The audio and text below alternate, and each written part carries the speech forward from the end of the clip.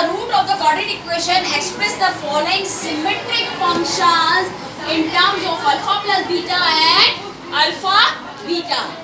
यानी कि आपको ये जो टर्म दी हुई है इसको अल्फा प्लस बीटा और अल्फा बीटा की शक्ल में सिमेट्री लेकर आना है, ठीक है। अब ये बीटा -1 का मतलब है कि इसको डिवाइडेड में जब पावर नेगेटिव में हो तो आप पोजीशन चेंज कर देते हो, ये न्यूमरेटर में आप डिनोमिनेटर में भेज दोगे तो ये +1 हो जाएगा, लेकिन +1 लिखते नहीं है। इसी तरह बीटा स्क्वायर और ये अल्फा हो जाएगा। अब जब मैं इसका एलसीएम लेती हूँ तो ये हो जाएगा अल्फा बीटा, और आपको मैंने बताया है हमेशा से कि जो एलसीएम होता है वो हर फ्रैक्शन से क्या हो रहा होता है, मल्टीप्लाई।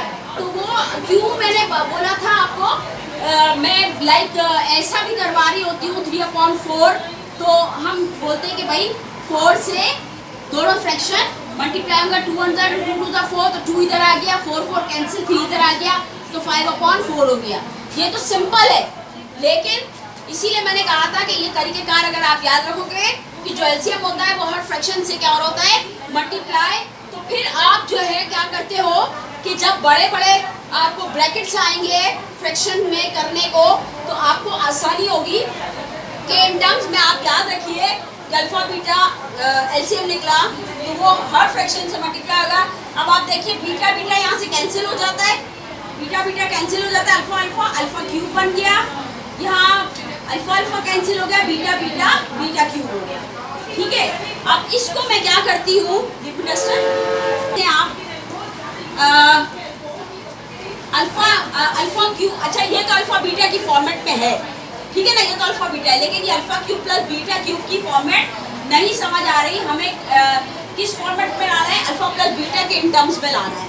तो मैं alpha plus beta whole cube का फॉर्मूला अगर लिख दूँ तो alpha cube plus beta cube plus 3 alpha beta alpha plus beta, ठीक है। तो अब जब मैं इसको इधर ही रख देती हूँ, इसको वहाँ सेंड करती हूँ, तो alpha plus beta whole cube -3 alpha beta alpha plus beta, ये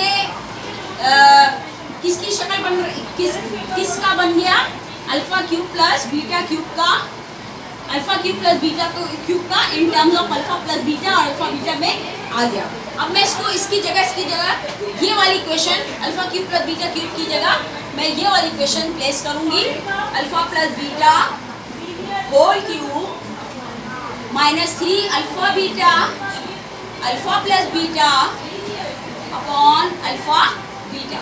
तो आप देखें इन टर्म्स ऑफ, ये आपको आसानी के साथ आपके इन टर्म्स ऑफ अल्फा बीटा की फॉर्मेट में आराम से आ गया, अल्फा बीटा भी है अल्फा प्लस बीटा भी है, ठीक है।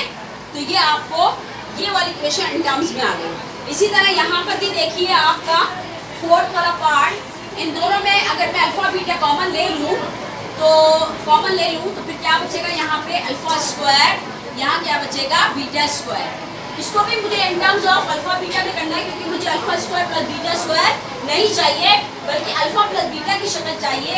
तो मैं अगर यहाँ पे फॉर्मूला लिख दूँ alpha plus beta whole square का, तो alpha square plus 2 alpha beta plus beta square. अब alpha square plus beta square मैं यही रहने देती हूँ, और alpha plus beta whole square -2 alpha beta. तो इस चीज़ को जो है alpha square plus beta square की जगह मैं ये दोनों चीज़ें प्लेस कर देती हूँ, तो ये in terms of alpha beta आ जाएगा, और alpha plus beta whole square -2 alpha beta, सही है, 2 अल्फा बीटा हो जाएगा। और हम इसको यहीं पर स्टॉप कर देंगे, ठीक है। अगर मैं आगे एक्सपेंड करती हूँ तो ये हो जाएगा alpha plus beta whole square alpha beta -2 alpha beta के साथ हो जाएगा अल्फा बीटा होल स्क्वायर, सही है। हम यहाँ तक भी स्टॉप कर सकते हैं क्योंकि हमारा रिक्वायरमेंट पूरा हो रहा है, और अगर हम आगे सॉल्व करना चाहें तो हम इसको भी आगे भी कर सकते हैं in terms of alpha plus beta आ गया, स्टॉप, सही है।